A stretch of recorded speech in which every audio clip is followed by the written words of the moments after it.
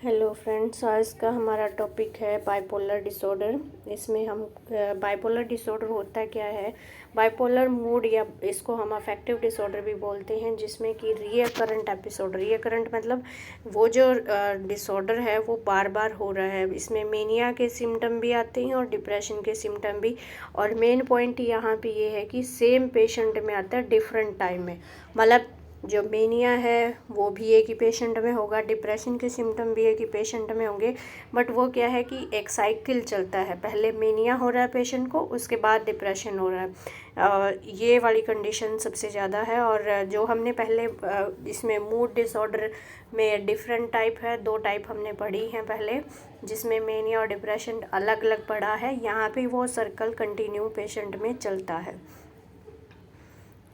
Next आता है हमारा यहाँ पे टाइप्स में है बाइपोलर डिसऑर्डर की। टाइप्स में है आता है, सबसे पहले है बाइपोलर 1। बाइपोलर 1 में हमारा रहेगा करेक्टरिस्टिक्स जिसमें सीवियर मेनिया और सीवियर डिप्रेशन। और बाइपोलर 2 में आता है जिसमें कि जो पेशेंट के सिम्टम है उसमें हॉस्पिटलाइजेशन की पेशेंट को ज़रूरत नहीं है।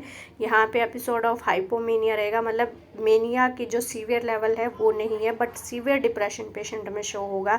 ये हम इसमें सिम्टम में पढ़ेंगे। पहले वाले में तो जो बाइपोलर 1 है उसमें हमारा है कि सीवियर सिम्टम है मेनिया के भी और डिप्रेशन के। बाइपोलर 2 में आता है जिसमें हमें पेशेंट को हॉस्पिटलाइजेशन, मेनिया में पेशेंट को हॉस्पिटलाइज होने की ज़रूरत नहीं है, जिसमें हाइपोमेनिया कंडीशन है, बट जो डिप्रेशन का साइकिल होगा वो पेशेंट का सीवियर रहेगा।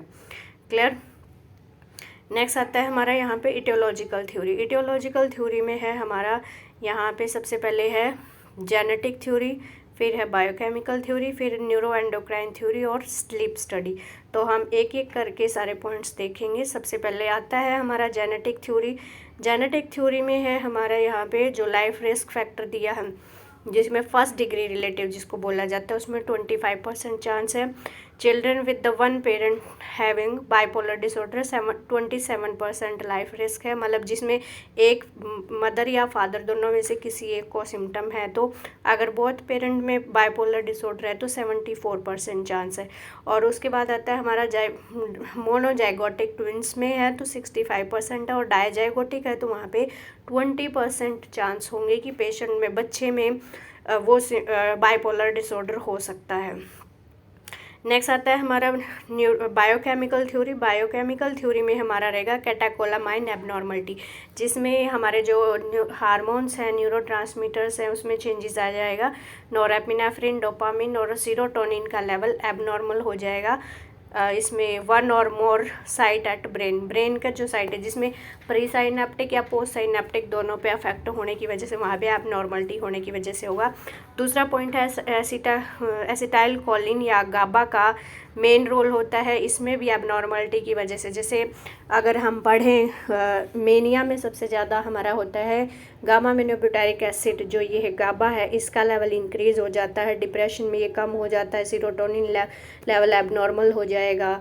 और मेनिया में डोपामिन का भी इफेक्ट होता है, डोपामिन लेवल भी डिक्रीज़ हो जाता है, वो सब क्रिएट होता है, उसकी वजह से डिजीज़ कंडीशन होती है। सेकंड इफेक्ट आता है हमारा यहाँ पे, अगर हम डिटेल में पढ़ें तो एंटी डिप्रेसेंट पेशेंट, एग्जांपल जैसे पहले पेशेंट ने मेडिसिन ली है, पेशेंट को डिप्रेशन था और उसने एंटी डिप्रेसेंट ली है, तो उसकी वजह से भी पेशेंट में क्या है कि मेनिया के सिम्टम हो सकते हैं। अगर पेशेंट को मेनिया था तो उसकी वजह से क्या है कि डिप्रेशन के पेशेंट आएंगे, क्योंकि मूड स्टेबलाइज़र पेशेंट को दिया जा रहा है, वो ओवरडोज हो जाती है। हमारे ब्रेन की एक्टिविटी और जो हमारा केमिकल है, जो हमारे डोपामिन लेवल है, वो डिक्रीज हो जाएगा, एबनॉर्मल हो जाएगा, सीरोटोनिन लेवल एबनॉर्मल हो जाएगा। तो उसकी वजह से ये एविडेंस शो करता है कि इसकी वजह से पेशेंट को डिजीज़ कंडीशन, मतलब मेनिया, एक दूसरे के साथ कोरिलेट करके चलती हैं ये डिजीज़। नेक्स्ट आता है न्यूरो एंडोक्राइन थ्योरीज। इस थ्योरी के बेस पे है यहाँ पे जो सिम्टम है वो एंडोक्राइन डिसऑर्डर की वजह से, जैसे हाइपोथायराइडिज्म जिसमें कि हमारा थायराइड फंक्शन डिक्रीज हो जाता है, कुशिंग डिजीज़ और एडिसन डिजीज़ है। ये 3 मेन डिजीज़ हैं जिसकी वजह से क्या है कि पेशेंट में ये एंडोक्राइन सिस्टम में अफेक्ट होने की वजह से, हार्मोन में चेंज होने की वजह से डिजीज़ कंडीशन हो सकती है। नेक्स्ट आता है हमारे यहाँ पे स्लीप स्टडी। स्लीप स्टडी में शो किया गया है कि पेशेंट की जो REM है, REM मतलब rapid eye movement latency, that is जिसमें कि टाइम बिटवीन फॉलिंग स्लीप, जब पेशेंट सोता है और जब फर्स्ट पीरियड आता है रैपिड आई मूवमेंट का, जहाँ पे जब हम बहुत ज़्यादा डीप स्लीप में होते हैं वो डिक्रीज हो जाता है, उसमें डिक्रीजेशन हो जाएगा क्योंकि पेशेंट कम टाइम के लिए सोएगा इस वजह से। इसके बाद आता है increase duration of first REMP period. कई बार हो सकता है कि first REMP period rapid eye movement का पीरियड इंक्रीज हो जाए या स्लीप का ऑनसेट डिक्रीज हो जाए, उसकी वजह से वो भी सिम्टम हमारे इसमें शो होते हैं और उसकी वजह से भी चेंजेस आने स्टार्ट हो जाते हैं।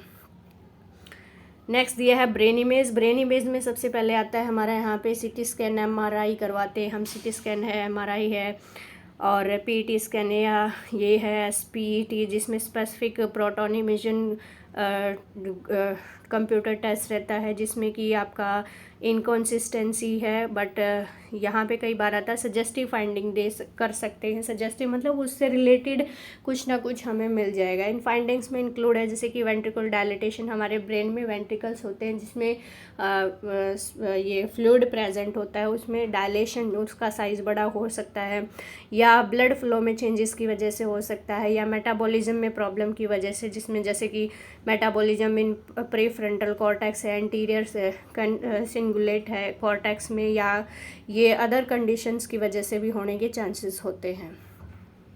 इसके बाद आता है हमारे यहाँ पे क्लिनिकल फीचर्स शो किए गए हैं। इसमें हम एक साइड क्लिनिकल फीचर्स में पढ़ेंगे डिप्रेशन के सिम्टम और एक साइड मेनिया के। सबसे पहले आता है डिप्रेशन के सिम्टम। अगर हम देखें तो डिप्रेशन में रहता है हमारा कंसिस्टेंसी, कॉन्स्टेंटली फीलिंग सैड और वर्थलेसनेस। पेशेंट लगातार बहुत ज़्यादा दुखी उदास रहता है और अपने आप को डिक्रीज फील करता है, अपनी कोई उसको वैल्यू ही नहीं दिखाई देती। दूसरा आता है यहाँ पे स्लीपिंग टू मच और टू लिटल, बहुत ज़्यादा सोएगा भी, कई बार होता है कि बहुत कम सोता है। फीलिंग टायर्ड और हैविंग लिटिल एनर्जी, पेशेंट को ऐसा लगता है कि उसकी बॉडी में कोई एनर्जी ही नहीं है। ये सिम्टम रहेंगे हमारे डिप्रेशन के। अब हम देखते हैं मेनिया में क्या क्या सिम्टम्स होते हैं। मेनिया में सिम्टम रहेगा इंक्रीज एनर्जी लेवल, पेशेंट का लेवल इंक्रीज हो जाएगा, स्लीप डिक्रीज हो जाएगी पेशेंट की, ईज़िली डिस्ट्रैक्ट मतलब कि वो कोई काम कर रहा है, आपने उसको कोई काम दिया है तो वो उस पर ध्यान नहीं दे पाएगा, वो दूसरी चीज़ों पे शुरू कर देगा, ध्यान उसका दूसरी चीज़ों पे जाएगा। नॉन स्टॉप टॉकिंग, लगातार बोलता ही रहेगा, उसके बीच में कोई ब्रेक नहीं लेगा, जिसमें कि आगे हमने मेनिया में पढ़ा है। मेनिया में आता है फ्लाइट ऑफ आइडियाज़, एक जगह से दूसरी जगह वो भागने की कोशिश करता है एक टॉपिक से दूसरे पे। इंक्रीज सेल्फ कॉन्फिडेंस, पेशेंट का कॉन्फिडेंस इंक्रीज़ हो जाता है, वो हर एक कोई भी एक्टिविटी करने में अपने आप को एबल मतलब अपनी कैपेसिटी ऐसी हो जाती है पेशेंट की कि वो हर चीज़ को करने की कोशिश करता है। नेक्स्ट आता है focused on getting things but does not accomplish much, कोशिश करता है पर्सन उन चीज़ों को पूरी करने की, मतलब स्टार्ट करता है बट उसको पूरी नहीं कर पाता, और रिस्की एक्टिविटी में इन्वॉल्व होने के ज़्यादा चांसेस होते हैं पेशेंट के। इसके बाद आता है क्लिनिकल फीचर्स रेगुलर बेसिस पे कंटिन्यू अगर हम करें तो इसमें current episode can be hypomanic हो सकता है। हाइपोमेनिया जिसमें कि पेशेंट को क्या है कि सिम्टम आएंगे, मेनिया होगा बट सिम्टम डिक्रीज हो सकते हैं। Mania without psychotic symptom, with psychotic symptom जिसमें डिल्यूजन, हेलुसिनेशन, इल्यूजन प्रेजेंट हो। उसके बाद आता माइल्ड और मॉडरेट डिप्रेशन हो सकता है। Severe depression with psychotic symptom हो सकते हैं। सीवियर डिप्रेशन विदाउट, पहले वाले में विदाउट था हमारा, इसमें है विद, जिसमें कि दोनों सिम्टम्स लेंगे और मिक्स हो सकता है। नेक्स्ट आता है हमारा यहाँ पे इस पिक्चर में आपका शो किया गया जो हमने पहले पढ़े हैं। एक साइड आपका मेनिया के सिम्टम है, एक साइड डिप्रेशन के सिम्टम है, जिसमें मूड आप ऑनसेट एज आपकी 30 शो की गई है, और इसमें मूड में एलिवेशन है, एक्सपेंसिव है और इरिटेटेड मूड रहेगा, स्पीच में है फ्लाइट ऑफ आइडिया, रैपिड रहेगा मूड, और रनिंग कमेंट्री रहेगी, रिदमिक रहेगा, क्लैंग एसोसिएशन रहेगा। क्लैंग एसोसिएशन मतलब बीच में बातें करता होगा, मतलब उसको टॉपिक स्टार्टिंग में पता है बट जैसे बीच में कुछ चीज़ हम मिस कर जाते हैं उसको कंप्लीट करने के लिए एक ट्यून कंटिन्यू करते हैं या कोई चीज़ अपनी तरफ से ऐड कर देते हैं, वो आपका हमारा आता है यहाँ पे क्लैंग एसोसिएशन में। वेट लॉस हो जाएगा पेशेंट का। ग्रैंडियोस हो सकता है। ग्रैंडियोस मतलब इसमें रहता है कि डिल्यूजन ऑफ ग्रैंडियोसिटी, जिसमें पर्सन अपने आप की सेल्फ वर्थ इंक्रीज होने की वजह से अपने आप को इम्पोर्टेंस देना स्टार्ट कर देता है। डिस्ट्रैक्ट रहेगा, हाइपर एक्टिव रहेगा, नीड फॉर स्लीप डिक्रीज हो जाएगी, इनकोऑपरेटिव रहेगा, मतलब कई बार हो सकता है कोऑपरेट भी करे बट कई बार है चेंज भी हो सकता है। उसके बाद आता है आपका यहाँ पे फ्लाइट ऑफ आइडियाज़, एक टॉपिक से दूसरे पर चेंज हो जाएगा। और बीइंग्स सीवियर कंडीशन होने के चांसेस होते हैं। पेशेंट ऐसा रहेगा कि पेशेंट अपने आप को कंट्रोल नहीं कर पाएगा। दूसरा आता है हमारा दूसरी साइड है हमारा यहाँ पे है डिप्रेशन के सिम्टम। ये एज रहेगी मेनली मेल और मोर देन यहाँ पे 30 से अब हो जाती है। मूड रहेगा डिस्फोरिक कंडीशन रहेगी, डिप्रेसिव रहेगा और पेशेंट अपने आप को हाइड करने की कोशिश करेगा। प्लेजरल एक्टिविटी में उसका इंटरेस्ट डिक्रीज हो जाएगा। इंटेंस इसमें फटीग फील होगा पेशेंट को, एपेटाइट लॉस हो जाएगी, कॉन्स्टिपेशन हो सकता है, इंसोम्निया हो जाएगा, लिबिडो एनर्जी डिक्रीज हो जाएगी, सुसाइडल प्रिवेंशन इंक्रीज हो जाएगा। और उसकी वजह से क्या है कि पेशेंट का जो मतलब यहाँ पे पेशेंट अगर मैनेजमेंट यहाँ पे प्रॉपर हो सकता है बट कई बार है कि उसमें वो लेने की कोशिश नहीं करता। नेक्स्ट आता है हमारा कॉज ऑफ डिसऑर्डर। इसमें सबसे पहले है आपका यहाँ पे अर्ली और एज ऑफ ऑनसेट रहता है। यहाँ पे जो एपिसोड है लास्ट 3 to 4 मंथ मेनिया में रहते हैं, 4 to 6 मंथ हमारे डिप्रेशन में रहेंगे। रैपिड इंस्टीट्यूशन ट्रीटमेंट के लिए मतलब पेशेंट को हॉस्पिटल, स्पेशल हॉस्पिटल जैसे पीजीआई वगैरह में इसको एडमिट करना पड़ेगा। और mania control within 2 week, mania control हो सकता है बट डिप्रेशन को कंट्रोल करने में 6 to 8 वीक लगता है। रैपिड साइक्लर चलता है और अल्ट्रा रैपिड साइक्लर्स इसमें कंटिन्यू चलेंगे, मतलब कि बार बार उसके जो साइकिल हैं वो पेशेंट के चेंज होते रहेंगे। इसके बाद आता है prognostic factor. Good prognostic factor है जो कि हेल्प करता है पेशेंट को ट्रीट करने में, वो पढ़ेंगे हम। और एक बैड में आता है जिसमें पेशेंट ट्रीट नहीं हो पाता। गुड में आएगा एक्यूट और एब्रप्ट ऑनसेट। पेशेंट को कंडीशन अभी हुई है तो उस केस में टिपिकल क्लिनिकल फीचर्स हैं पेशेंट में जो हमने सिम्टम पढ़े हैं वो सारे के सारे उसमें प्रेजेंट है। सीवियर डिप्रेशन वाला पेशेंट ठीक हो सकता है। वेल एडजस्ट प्रीमॉर्बिड पर्सनालिटी, मतलब इसमें पर्सन का हैबिट आएगा, प्लेजरेबल एक्टिविटी आएगी, पर्सनल टाइम वो कैसे स्पेंड करता है उसमें ये रहेगा उसका रिस्पॉन्सिबिलिटी वगैरह, हैबिट वगैरह, स्लीप पैटर्न है, ईटिंग पैटर्न है, वो सारी चीज़ें आएंगी। और गुड रिस्पॉन्स टू ट्रीटमेंट, जब पेशेंट ट्रीटमेंट का रिस्पॉन्स अच्छे से दे रहा है, आप मेडिसिन दे रहे हैं, थेरेपी दे रहे हैं, दोनों को अच्छे से रिस्पॉन्ड कर रहा है तो उस केस में क्या है कि पेशेंट का जो ट्रीटमेंट है वो अच्छे से हो सकता है। नेक्स्ट आते हैं हमारे यहाँ पे बैड या पुअर प्रोग्नोस्टिक फैक्टर, जिसमें कॉमॉर्बिड मेडिकल डिसऑर्डर है या पर्सनालिटी डिसऑर्डर है या अल्कोहल डिपेंडेंस है। इनमें से कोई अगर एक कंडीशन भी है तो पेशेंट का जो ट्रीटमेंट हम दे रहे हैं वो उस पर असर नहीं करेगा, उसकी वजह से वो कंडीशन पेशेंट की कंटिन्यू चलेगी। उसके बाद आता है डबल डिप्रेशन, जिसमें पेशेंट को एक बार डिप्रेशन आया बट उसमें सिम्टम सीवियर नहीं थे, दोबारा जब डिप्रेशन हुआ है पेशेंट में उसमें सिम्टम सीवियर हो गए, साथ में डिल्यूजन, हेलुसिनेशन वो हो गया है।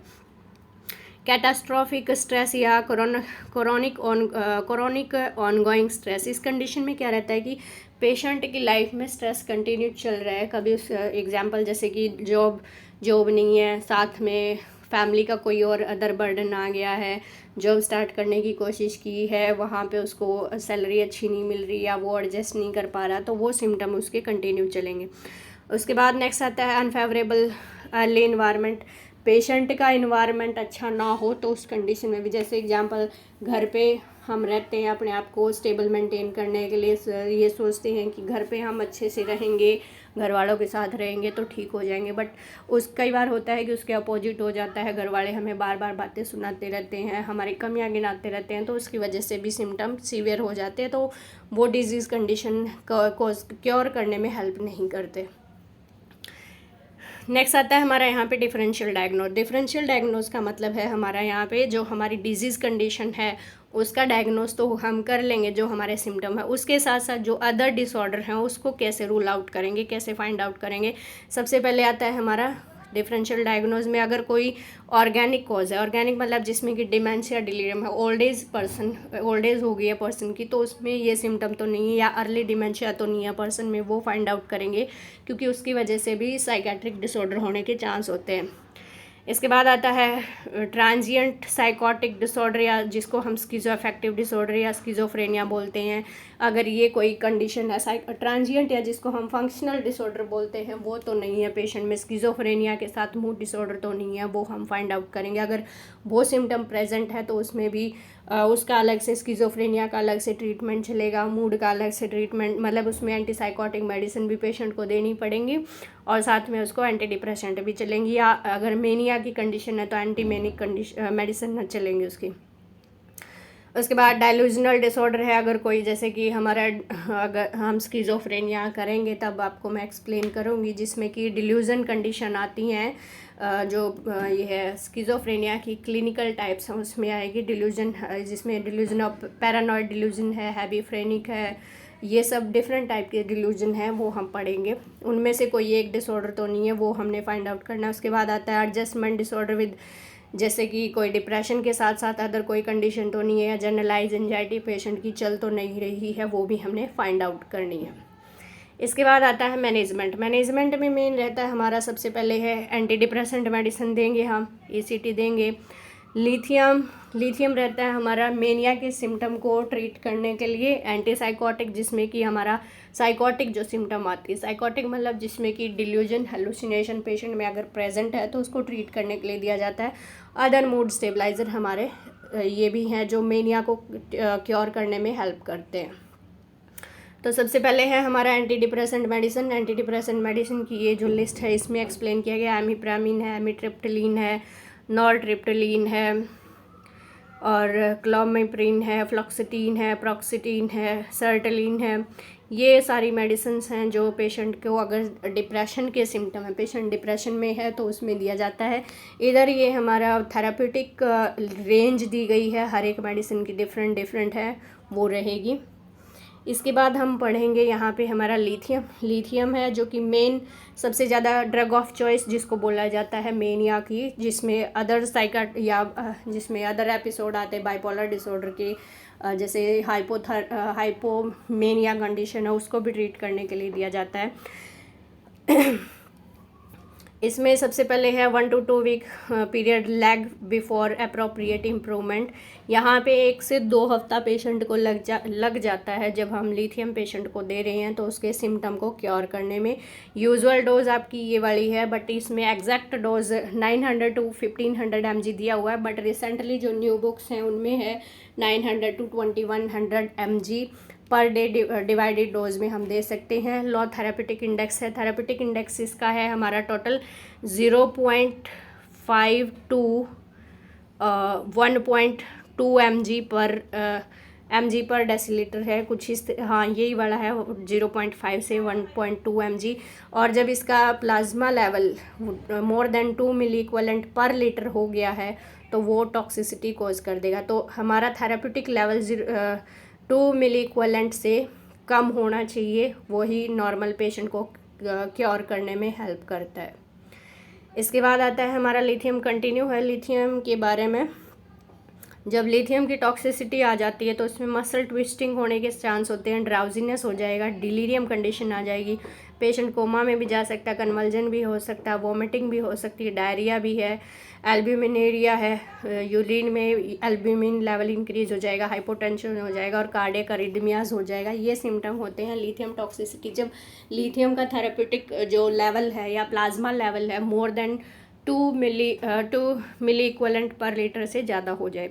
जब भी हम पेशेंट को लिथियम थेरेपी देते हैं तो उसमें कुछ एक कंडीशंस हैं, उसका ध्यान रखना चाहिए, जैसे CBC काउंट होना चाहिए, ECG होनी चाहिए, क्योंकि हार्ट में अगर प्रॉब्लम है, जैसे पेशेंट को डिसरिदमिया कंडीशन है या कोई और कंडीशन है तो वो ट्रीट कर सके। यूरिन रूटीन में होना चाहिए।